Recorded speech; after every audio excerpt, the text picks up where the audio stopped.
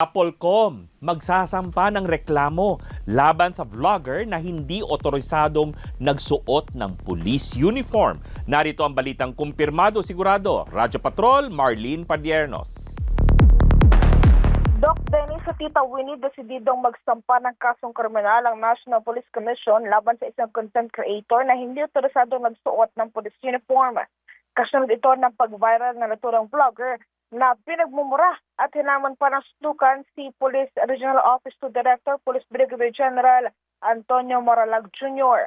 Sa isang payag, sinabi ni Applecom Vice Chairperson and Executive Officer Rafael Carinisan na hindi nito palalagpasin ang pambabastos ng naturang vloggers o uniforme ng pulis dahil simbolo ito ng otoridad, disiplina at sakripisyo ng mga pulis.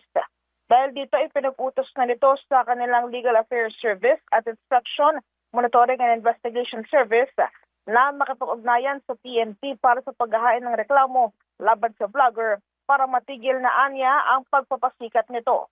Sa ngayon, sinabi naman ni ACG Director Police Brigadier General Wilson Asueta na nakikipag-ugnayan na sila sa PRO2 para naman verifikahin ang authenticity ng naturang picture.